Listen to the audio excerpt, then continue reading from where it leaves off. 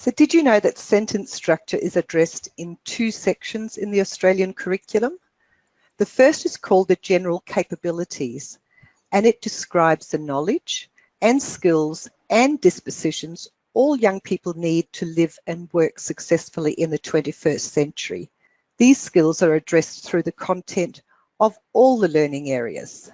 The general capabilities for literacy state that for students to be able to comprehend and compose texts, they need grammar knowledge, text knowledge, visual knowledge, and word knowledge. And grammar knowledge means being able to understand the grammatical features used in the construction of texts. And by the end of Year 4, students should be able to use simple, compound, and complex sentence structures to describe, explain, report, and make connections between ideas. Sentence structure is also addressed in the English curriculum from Foundation to Year 10. English is divided into 3 strands: language, literacy, and literature. So the other way around, language, literature, and literacy. It doesn't really matter. The content we're looking at today comes from the language strand and is called Expressing and Developing Ideas.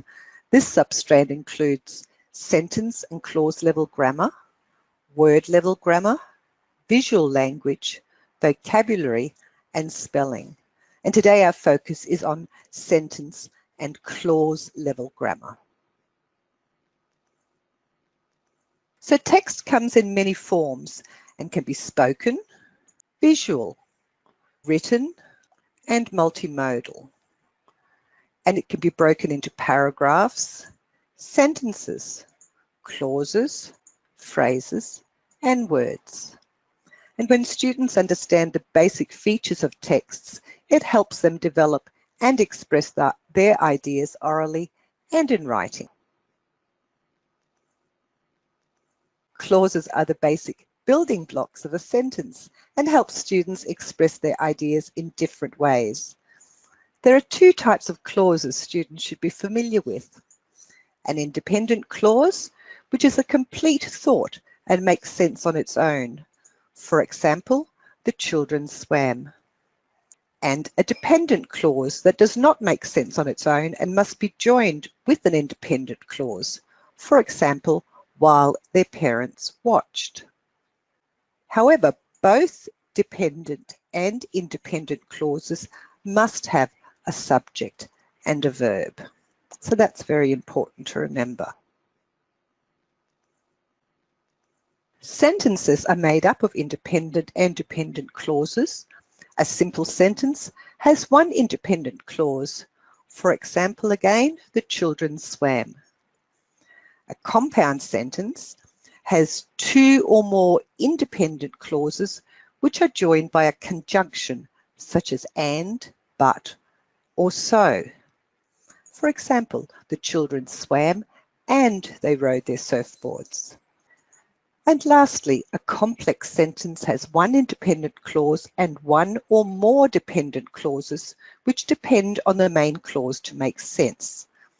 They are joined by conjunctions such as so, when, if, although, even though, and because. For example, the children swam and surfed while their parents watched.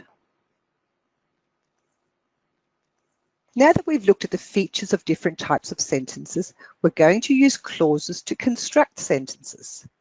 First, let's see how you can help students construct a compound sentence. Remember, a compound sentence has 2 or more independent clauses which are joined by a conjunction. The captain shrugged is an independent clause and it has a subject and a verb.